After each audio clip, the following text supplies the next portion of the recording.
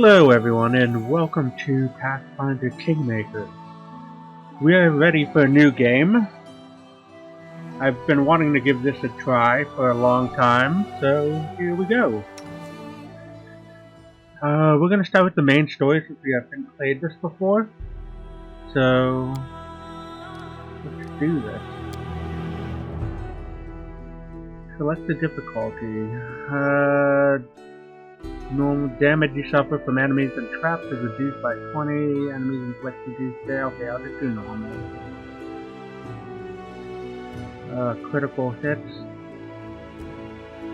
Normal.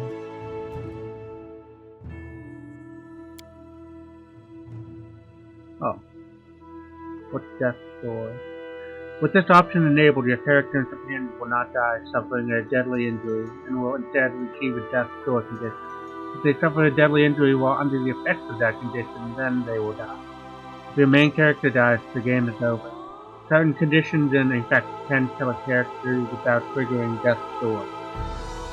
Okay.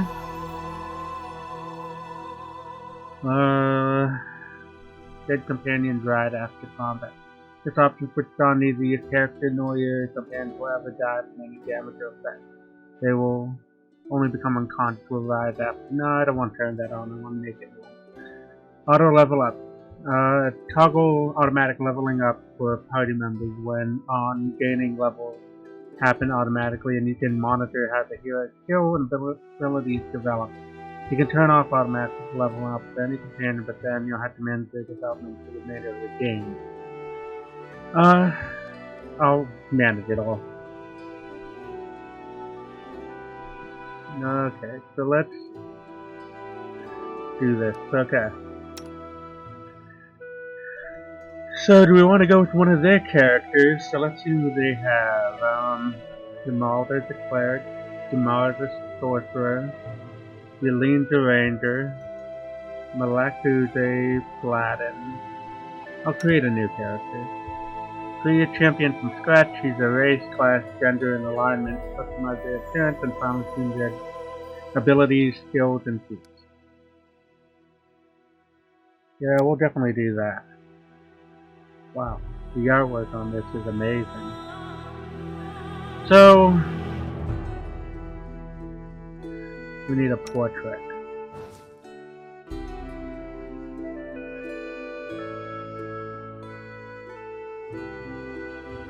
And there's more when you scroll down.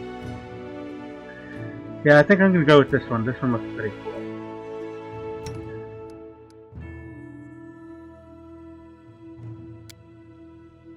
Okay. So, let's see.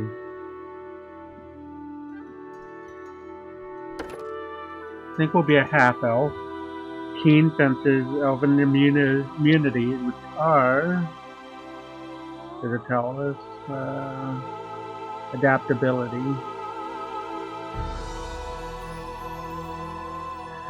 Elves have long drawn the covetous gazes of other races.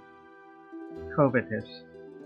Their generous lifespan, magical affinity, and inherent grace each contribute to the admiration or bitter envy of their neighbors. Of all their traits, however, none so entrench their human associates as their beauty. Since the two races first came into contact with each other, the humans have held up themselves as models of physical perfection. Seeing the fair folk idealized versions of themselves, for their part, many elves find humans attractive despite their comparatively barbaric ways. Drawn to the passion and impetuosity with which members of the younger race plays out their brief lives. Sometimes this mutual infatuation leads to romantic relationships. Though usually short-lived, even by human standards, these trysts commonly lead to birth of half-elves, a race descendant of two creatures yet inhibitor of neither. Half-elves can breed with one another, but even these pure-blood half-elves can be viewed as bastards by humans and elves alike. Half-elves stand taller than humans, but shorter than elves. They inherit the lean build and homely features of their elven lineage, but their skin color is dictated by the human sun. While half-elves retain the pointed ears of elves, theirs are more rounded and less pronounced. A half-elf's human-like eyes tend to range a spectrum of exotic colors running from amber to violet to emerald green and deep blue. Alright, so let's take a look at the body types. Okay. I think I'll go with 1. Let's see, is there any way to zoom in on this?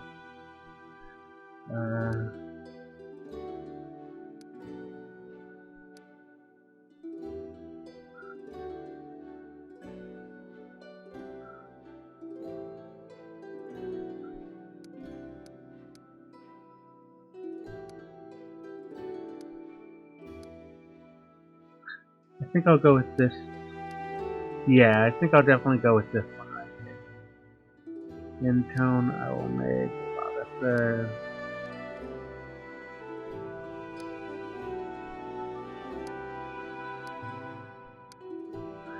Yeah, I'll go with this one right there.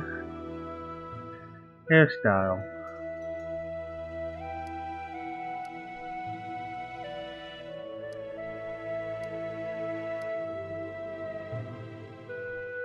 Yeah, I think I'll go with... That kind of looks like a mullet though. Let's see. Yeah, I'll go with this one.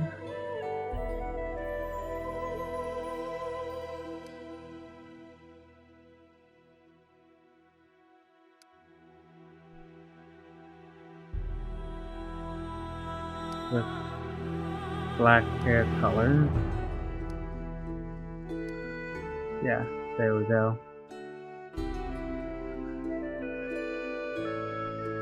Quite dashing. So, let's continue on. Oh, is there a place to name them?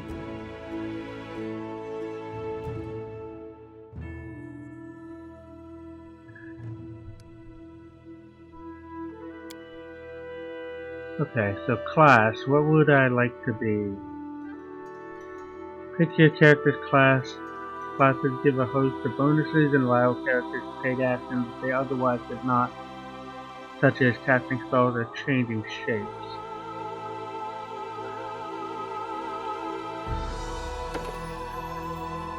Ranger.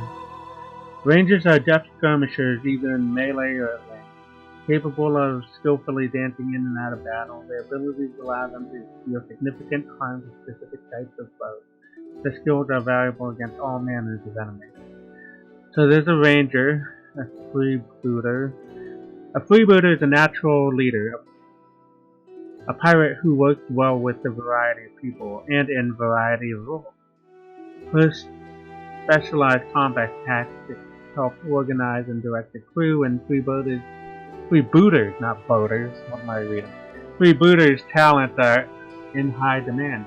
Most freebooters work as independent agents. A freebooter signs on with the crew when she feels the urge to travel, and often moves to a new ship when her contract ends.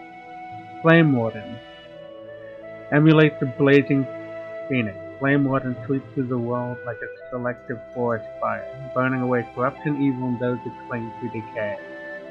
Stormwalker. Rangers who walk in the Tempest Unafraid draw the power of the storm to themselves and become storm.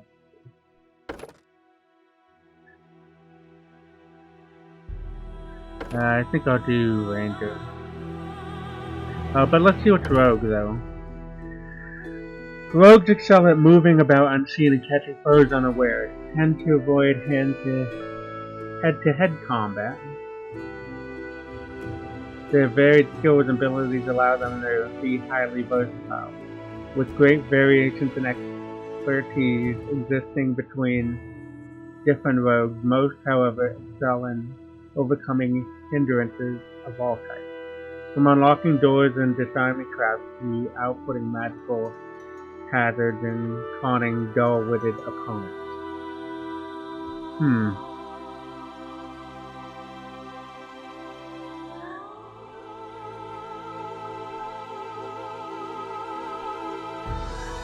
Eldritch Scoundrel. Students of arcane magic. I don't really want to do magic. Knife masters, a trained killer who specializes in close-up combat. And a thug. Some criminals steal with finesse, their victims only discovering the fire when the rogue is long gone and the coin already spent. Thug, on the other hand, cares nothing for finesse. Okay.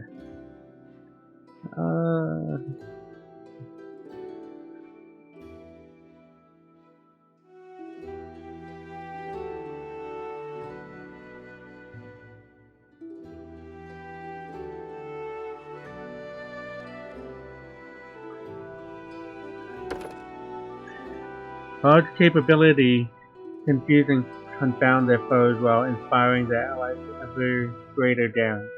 While accomplished with both weapons and magic, the true strength of bards lies outside melee, where they can support their companions and undermine their foes without fear of interruption to their performances. A flame dancer studies the movements of fire, adding its grace to its repertoire. He seeks truth and fires burning essence and uses performance to unleash the power of fire against those who dare oppose him.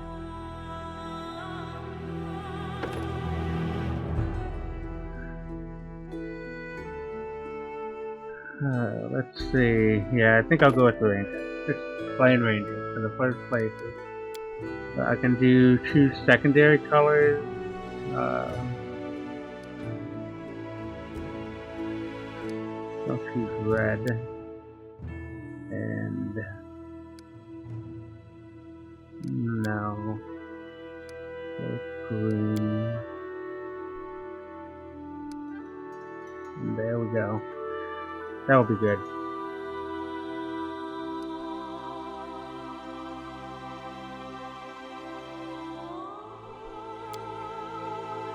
Okay, skills. Allocate ability points. Allocate skill points. Okay, so strength. Base value 10, modified 10. Strength measures a character's physical power. This ability is important for those who engage in hand-to-hand combat, such as fighters, monks, paladins, some range. Strength also determines the maximum amount of weight your character can carry. If your strength falls to 0, they become too weak to move and fall unconscious. Some creatures, such as incorporeal ghosts, do not possess strength ones, have no modifiers at all to strength-based skills or checks. Your character's strength modifier applies to melee attack rolls, athletic strength checks for breaking down doors and the like. Damage rolls when using a melee weapon or a thrown weapon, including a sling. Note that offhand attacks receive only half the character's strength bonus, while two-handed attacks receive 1.5 times the strength bonus. A strength penalty, but not a bonus, applies to attacks made with a bow, unless it's a composite bow. Okay. So this is giving me recommended abilities, obviously with the thumbs up. Dexterity. Base value 10, modified value. Dexterity measures agility, reflexes, and balance. This is the most important ability for rogues and is vital for characters seeking to excel with ranged weapons such as a bow or sling. It's also useful for characters who wear light or medium armor, or no armor at all. If a character's dexterity falls to 0, they become immobile. The character's dexterity modifier applies to ranged attacks such as bows, crossbows, throwing axes, and many ranged spell attacks like Scorching Ray or Searing Light. AC or Armored class provided that the character is able to react to the attack. Reflex saving throws for avoiding fireballs and other attacks that you can escape by moving quickly. Mobility, trickery, and stealth check. Okay, so I definitely want to move that up. Let's look at wisdom. Wisdom describes the character's willpower, common sense, awareness, intuition. Wisdom is the most important ability for clerics and druids, and it's also important for monks and rangers. If you want your character to have acute senses, strive for high wisdom. Every character has a wisdom score. If the character wisdom falls to 0, the character loses consciousness. Okay. Cleric, druid, inquisitors, and rangers get bonus spells based on their wisdom scores. Okay, so basically I want this to go up. Okay. Oh, I see. It's +2, so by the... Okay.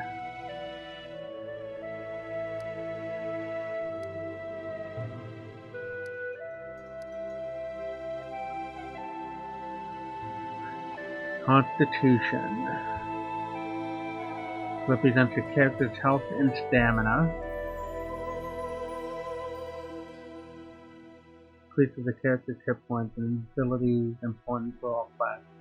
Some creatures such as undead and constructs do not have a constitution score. The modifier is +0 for any constitution they check. If the character's constitution falls to 0, the character dies.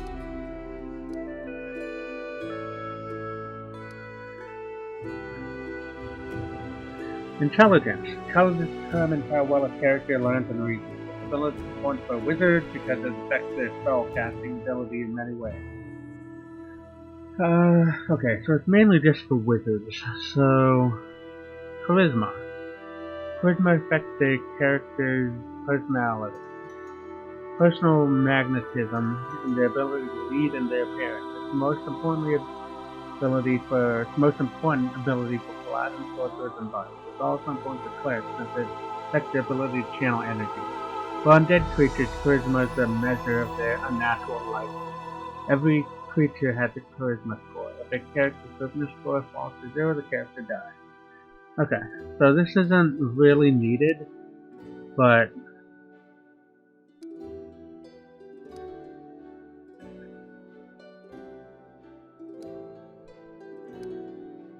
okay, we will put wisdom. And I'll put my dexterity up.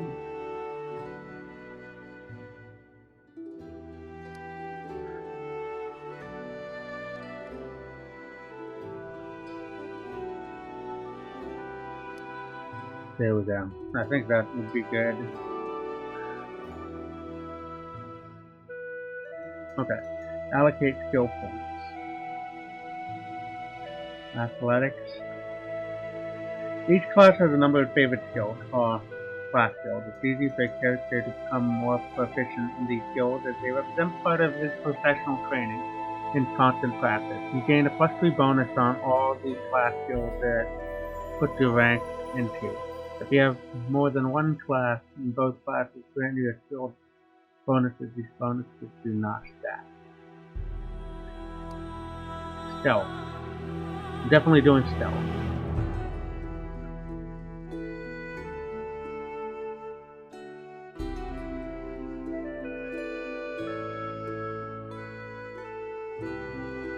This skill represents a character's ability to avoid detection, allowing a character to slip past foes or strike from an unseen position. The skill covers hiding and moving silently. The character's stealth skills enable you to avoid being noticed. Athletics. Let's see. This skill represents a character's physical ability in such things such as leaping, scaling walls, and swimming. Character's athletic skills enable you to catch objects, jump, obstacles, jump, so on, and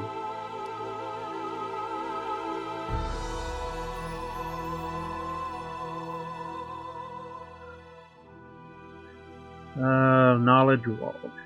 This skill represents a character's knowledge about people, systems, and that make civilization run, and historical events that make society what they are today. A character's knowledge world will still enable you to create or detect forgeries, decipher writing, identify monsters, and recall knowledge about geography, history, people, and places. Let's see. Lore. This skill represents the character's knowledge about the natural world. Your character's lore nature skill enables you to hunt, identify monsters, recall knowledge about dungeons or nature, skin the dead animals, avoid random encounters, so on. Lore religion. Perception still represents the character's acuity, which enables them to notice fine details, see danger coming, and tell when people are lying or otherwise behaving suspiciously. The character perception skills enable you to read secret messages, get hunches, notice creatures in details, search locations, sense motives, and so on. Persuasion. This skill represents the character's ability to manipulate other people through negotiation, deceit, or intimidation. The character's persuasion skills enable you to change others' attitudes, create diversion, gather information, intimidate, and lie, and so on. I definitely want to do nature and world. Okay.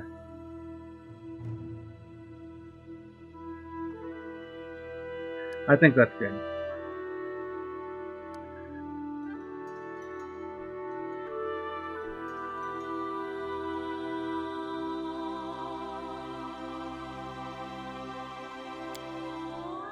Okay, choose abilities. So, let's see.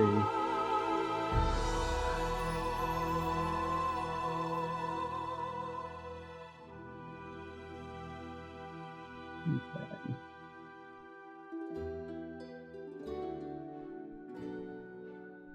You get 3+ bonus on all checks involving if you have 10 or more ranks in your bonus increases with them. What do we have up here? Adaptability. Feat. A feat is an ability that characters master. Feats allow characters to culminate rules or restrictions. Characters gain 1 feat at first level and every 2 levels thereafter. And favorite enemy. First level rangers select the creature type from the ranger's favorite enemy list. He gets a +2 bonus on weapon attack damage rolls against them. The 5th level, every 5 levels thereafter, 10th, 15th, and 20th, the ranger may select an additional favorite enemy. In addition, at each interval, the bonus against any one favorite enemy, including the one just selected, so desired, increased by +P. If a ranger chooses humanoids or outsiders as favorite enemy, he must also choose an associate subtype, as indicated on table below. If a specific creature falls into more than one category of favorite enemy, the ranger's bonuses do not stack. He simply uses whichever bonus is higher. Okay.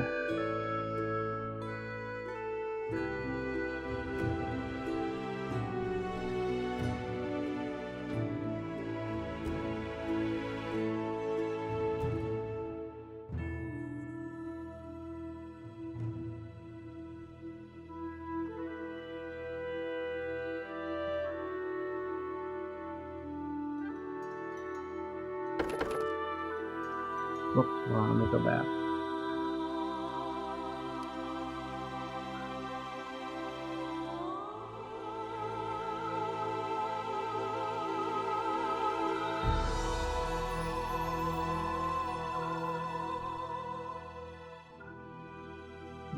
Let's see.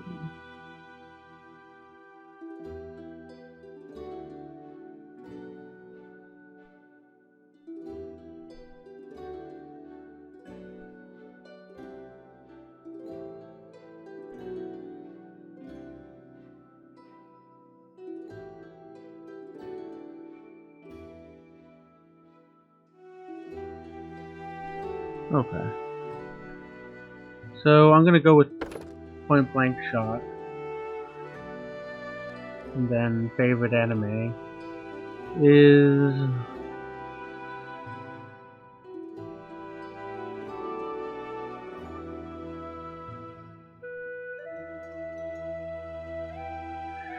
I need to think about an enemy who I will encounter very soon. I don't want to choose like the biggest one because I may not encounter them yet.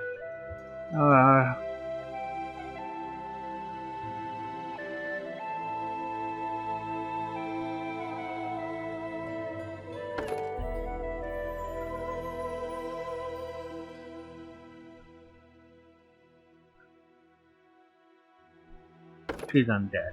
Okay. No. So choose voice. We do it my way. Burn! Slice! Behead! I have no need for this. This is my path. I feel faint. A solid plan. I am superior! Time's not waiting. My skills exceed yours. Yeah, I'm gonna go with this one. And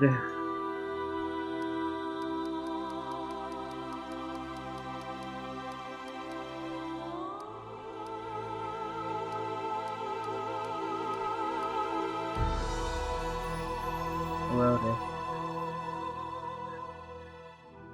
that sounds like a cool name. So let's think of a character name.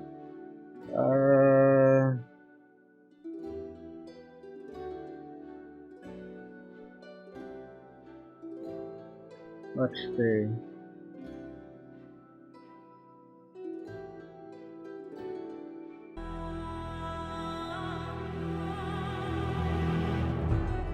Trying to enter a name.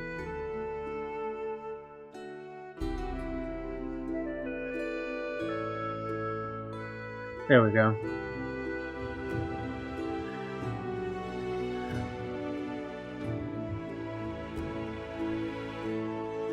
Choose an alignment.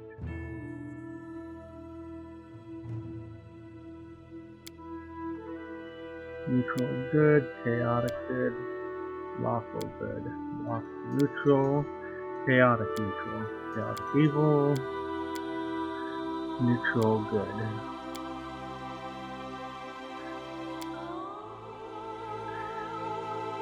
Chaotic good. The creature's overall moral and personal attitude are represented by its alignments. Neutral good.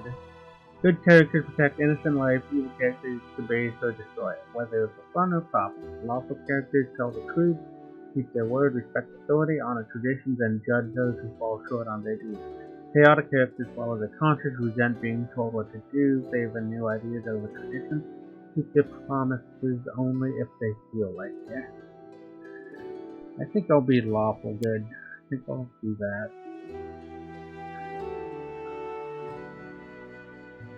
Yeah, that's what I'll do. Everyone counts on me. So I think that will work. We're about 30 minutes in on the episode and we're about ready to get started on it.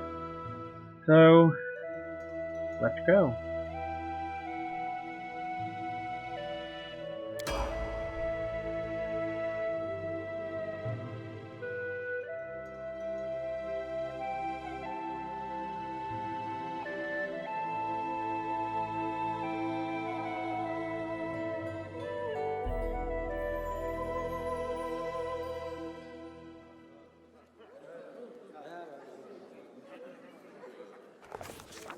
Our story started at the mansion of an Aldori sword lord.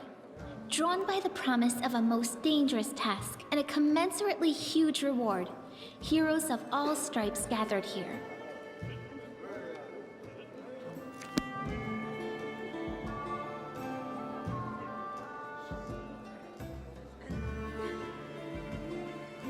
Where are they? This is taking forever! They didn't even say what this was for, just that the Aldori were looking for heroes. Who are the Aldori anyway? Rich folk? If you can't be patient, no one's keeping you here. Just go back to your mountains or whatever hole you crawled out of. The Aldori Sword Lords run the premier school for the dueling arts. They're also the richest and most influential group in this part of Brevoy. Take that tone with them, and they'll teach you some manners pretty quickly. All right, you purple toad, just shut your trap. And if you can't, I'll help you. Hush! Quiet! They're coming. Alright, let's all line up and see who's arriving.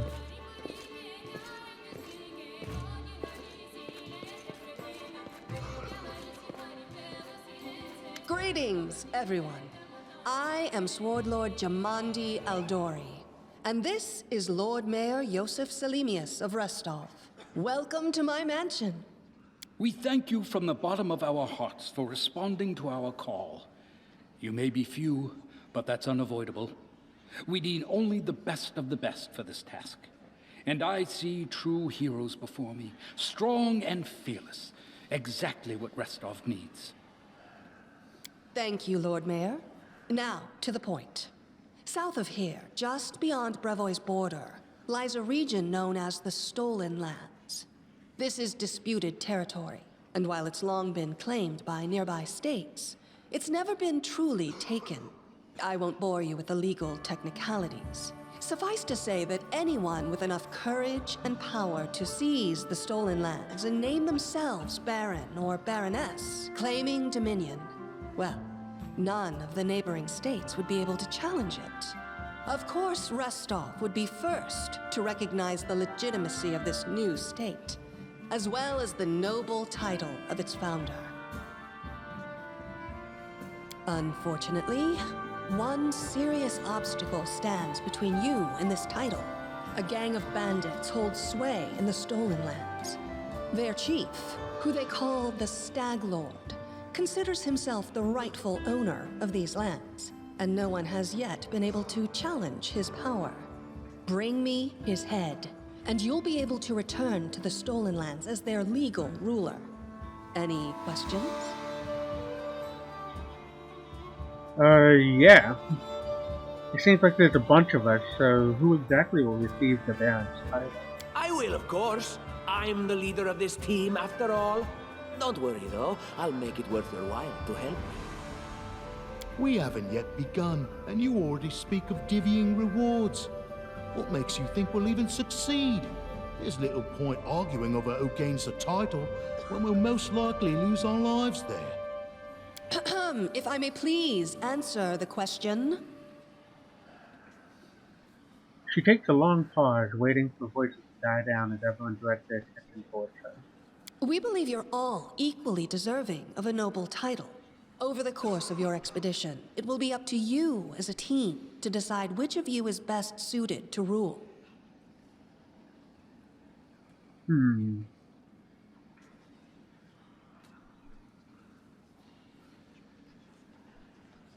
Why not recognize this Stag Lord as Baron, then? That's a good point. As I see it, this Stag Lord already holds power over the region with confidence. Many noble bloodlines were started by bandits who just got lucky, weren't they? Perhaps because we do have standards to maintain. This room has seen many celebrations of adventurers, and even those who just got lucky. But giving a noble title to a bandit lord? That's one thing that's never happened here, and it won't while I still breathe. Okay, fair enough. So you're helping us found a foreign barony. What do you gain from such generosity? Don't ask stupid questions. Why should you even care? What they have to gain and why, that's for Lady Aldori and I to discuss. It's none of your concern. Your only concern is to swing your sword around, or whatever it is you do. Of course, we stand to benefit from this enterprise. But if you're concerned that we intend to rule your country from afar, using you as a front, well, please know that these concerns are unfounded. Let's just say that we have a strong interest in the region's stability. We have need of a ruling power we can negotiate with, not bandit gangs and monster hordes. What is that smell in the air? Is it the smell of unspoken words and political intrigue? Noticing you've heard a comment, she winked at you coyly. Alright, well, what rewards can we expect exactly? And what reward would you seek beyond a noble title and your own lands? We'll absorb the costs of preparing and equipping your expeditions. Once you return victorious, Restov will also allocate you a significant sum to provide financial support for you to establish your country. Essentially, we'll help you build your capital. I hope such a reward is satisfactory. Words, words, words. Significant, financial. I can't fill my belly with pretty words. Of course. There will also be an official banquet held in your honor. All of Rostov's high society will gather to celebrate your feat. Now you're talking. Alright. It's clear as day. Excellent. You venture forth tomorrow.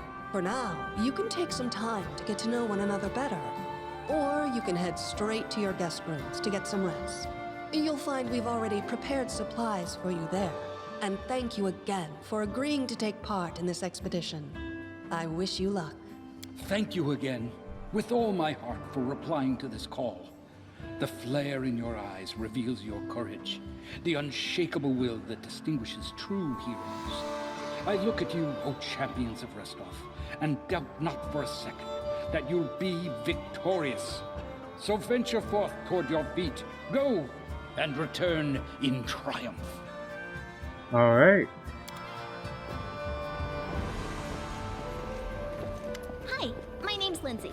I'm a bard, though this is my first real adventure. So, shall we go teach this stag lord a lesson? Hey Lindsay, we sure will. Just wait, we've plenty of great feats in store. Let's see. You know what? I'm gonna go with number 2. Wait, I'll go with number 1. I have no doubt. Kind of related, I wanted to ask you something. How do you feel about this Tartuccio fellow? I think he's pretty obnoxious personally. He appointed himself head of the team, and he's just after the Baron's crown, or whatever it is barons wear. It doesn't matter. I don't like him. I think you should be team leader. When I first saw you, I couldn't help but think, now here's a real hero. Someone who'll be praised in poems and songs. This is the person I'll write my book about. Wait. A book? Damn, I should have led with that. Please, just let me explain. You know what the trouble with most heroes' biographies is? They're always written years later, based on the tales of, best case, people who saw things from the outside. Worst case, someone heard about it from their brother, who heard it from their friend, who heard it from their cousin, and so on, adding a new batch of lies each time. Every time I read about a heroic journey, I think to myself, why didn't they just bring a bard with them to write it all down properly? That is a fair point. And then I thought, I could be that bard. I just needed to find a suitable hero and volunteer to follow along on their glorious adventure. A great plan, huh? And here we are, with a heroic journey lying before us. Who's going to be the hero? Some dwarf who keeps muttering about how we'll all die? Or maybe that horrific scythe lady? Or, God's forbid, Tartuccio? No way.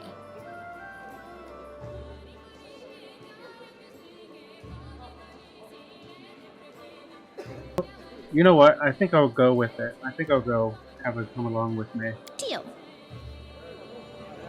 All right. I'm going to my room to write about tonight. See you in the morning. Alright, Lindsay. Have a good night.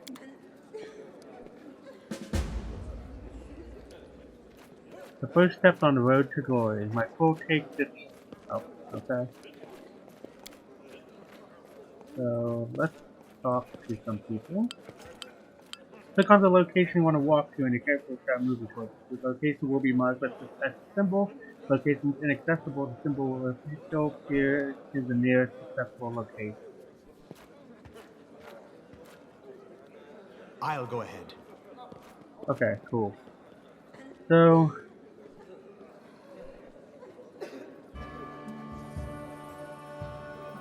Aethol.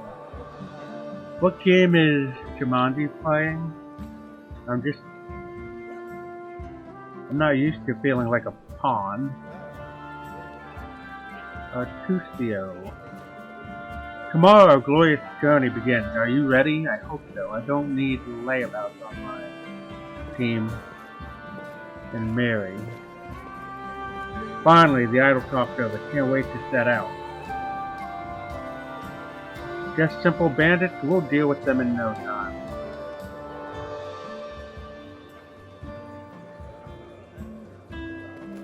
Amandi. I'll talk to Amandi. Get some rest before the road. You have a difficult journey before The you. path is clear. Yep. There's many who's herons. This expedition is surely doomed. To move the camera, use WSAD, LT to hold the mouse middle button. Wow, okay. That is much harder and faster to move with the mouse middle button. Tread lightly. Okay.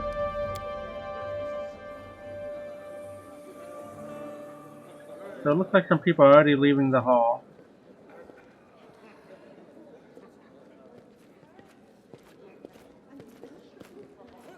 So with that, put the icon to exit the current area. Okay. Oh, I see it. Okay. Selassie. We'll see. Northern architecture is beautiful, but very heavy. In my native land of Kidara, palaces are sun is quite different. Let us be careful.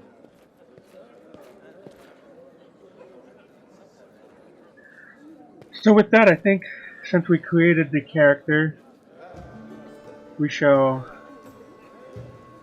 end the episode. Let me just fix the screen because I noticed it's down a little bit. Hold on 1 second. Alright, I just saved the game, and with that, I think we will end the episode. Until next time, thank you for joining me. Bye.